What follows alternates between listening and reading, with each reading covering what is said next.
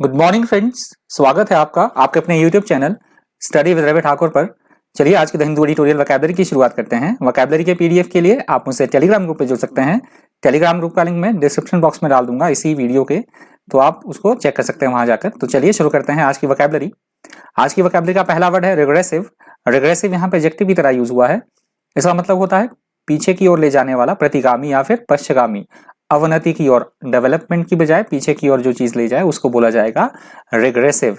Regressive behavior, activities or processes involve a return to an earlier and less advanced stage of development. That is called regressive. अगला शब्द है trailing. Trailing यहाँ पे noun की तरह use हुआ है। इसका मतलब होता है किसी के चलने से बने पैरों के निशान, या जो एडिटोरियल में इसका यूज हुआ है हम बोल सकते हैं पीछे पीछे चलना किसी के। ये वोट की सेंस में यूज हुआ है। यूएसए में भी आपको पता है इलेक्शन हो रहे हैं, तो पीछे पीछे चलना, कोई लीड कर रहा है और उसके पीछे पीछे कोई कैंडिडेट हो तो उसको बोला गया है ट्रेलिंग। उस सेंस में इसका यूज हुआ है। A series of marks in a long line that is left by someone or something as he she it moves, that is called trailing. अगला शब्द है डेन्यूमोंट। डेन्यूमोंट यहाँ पे नाउन की तरह यूज हुआ है।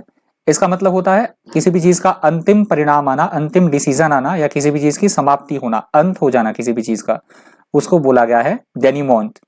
In a book, play, or series of events, the denouement is the sequence of events at the end when things come to a conclusion. That is called denouement. अगला शब्द है कॉन्कर। कॉन्कर यहाँ पे verb की तरह use हुआ है। इसका मतलब होता है किसी भी चीज के सहमत होना, किसी भी बात को लेकर एक मत होना, सर्वसम्मति होना, उसको बोला गया है conquer. If one person conquers with another person, the two people agree. Next word है टेलस्पिन। टेलस्पिन यहाँ पे नाउन की तरह यूज हुआ है। इसका मतलब होता है ऐसी कोई स्थिति जिसे कि नियंत्रण कर पाना मुश्किल हो, कंट्रोल कर पाना जिसे मुश्किल हो, उसको बोला जाता है टेलस्पिन। टेलस्पिन का एक और मतलब भी होता है, जैसे हवाई जहाज होता है तो अगर वो अनियंत्रित होकर चक्कर खा के नीचे गिरे जमीन पर तो उसे भी बोला जाता है tailspin. A situation that suddenly becomes much worse and gets more and more out of control, that is called tailspin. Next word है डेनिग्रेटिंग। डेनिग्रेटिंग यहाँ पे वर्ब की तरह यूज हुआ है। इसका मतलब होता है किसी को बदनाम करना, उसकी अवमानना करना, निंदा करना, या फिर उसको नीचा दिखाने की कोशिश करना, उसको बोला जाता है denigrating. If you denigrate someone or something, you criticise them unfairly or insult them, that is called denigrating. Next word है आउटलास्ट। आउटलास्ट यहाँ पे वर्ब की तरह यूज हुआ है। इसका मतलब होता है दूसरे के मुकाबले, ऐसी कोई चीज जो किसी दूसरी चीज के मुकाबले ज्यादा देर तक टिकी रहे, ज्यादा देर तक चले, अधिक चलना या अधिक ठहरना, उसको बोला जाता है outlast. If one thing outlasts another thing, the first thing lives or exists longer than the second, that is called outlast. Next word है नेल बाइटिंग। नेल बाइटिंग यहाँ पे एडजेक्टिव की तरह यूज हुआ है। इसका मतलब होता है तनाव, चिंता या फिर किसी तरह की उत्तेजना से भरी हुई कोई स्थिति होना, उसको बोला जाता है nail biting. If you describe something such as a story or a game as nail biting, you mean that it makes you feel very excited or nervous because you do not know how it is going to end. That is called nail biting. अगला word है बिलाय। बिलाय यहाँ पे verb की तरह use हुआ है। इसका मतलब होता है किसी को झूठा साबित करना, उसको झूठला देना, उसको बोला जाता है बिलाय। If one thing belies another, it hides the truth situation and so create a false idea or image of someone or something, that is called belie. Next word है relish. relish यहाँ पे वर्ब की तरह use हुआ है। इसका मतलब होता है किसी बात की उत्सुकता के साथ प्रतीक्षा करना, उसको बोला जाता है relish, या फिर किसी चीज का आनंद लेना, उसको भी बोला जाता है relish. If you relish something, you get a lot of enjoyment from it, that is called relish. Next word है ग्रिम। ग्रिम यहाँ पे एडजेक्टिव की तरह यूज हुआ है। इसका मतलब होता है ऐसी कोई स्थिति जो बेहद भयंकर हो, डरावनी हो या बहुत ज्यादा विकट हो, उसको बोला जाता है ग्रिम। अ सिचुएशन और piece of information that is grim is unpleasant, depressing and difficult to accept, उसको बोला गया है ग्रिम। नेक्स्ट वर्ड है मैमथ। मैमथ यहाँ पे एडजेक्टिव की तरह यूज हुआ है।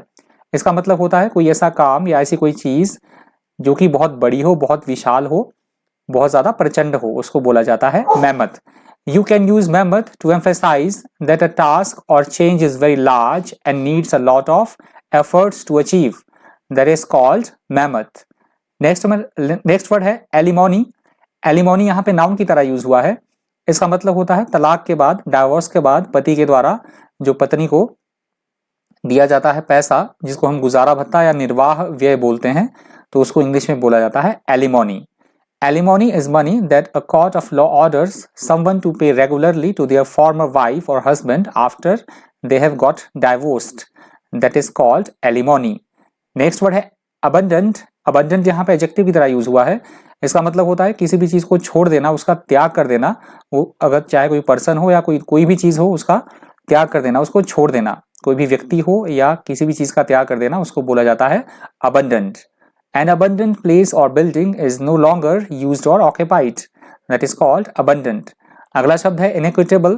Inequitable यहाँ पे एडजेक्टिव की तरह यूज हुआ है।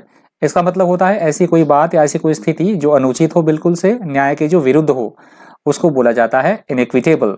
If you say that something is inequitable, you are criticizing it because it is unfair or unjust. That is called inequitable. अगला शब्द है destitution. Destitution यहाँ पे नाउन की तरह यूज हुआ है। इसका मतलब होता है निर्धनता, गरीबी या किसी भी चीज के अभाव में होना, किसी भी चीज की कमी होना, उसको बोला जाता है destitution. Destitution is the state of having no money or possessions. That is called destitution. अगला शब्द है वैग्रेंसी. वैग्रेंसी यहाँ पे नाउन की तरह यूज हुआ है। इसका मतलब होता है एक स्थान से दूसरे स्थान तक यूं ही घूमते रहना, हम उसको बोल सकते हैं आवारागर्दी करना, उसको बोला जाता है वैग्रेंसी। ये शब्द यहाँ पे नाउन की तरह यूज हुआ है। Vagrancy is a way of life in which someone moves a lot from place to place because they have no permanent home or job and have to task for or steal things in order to live. That is called vagrancy.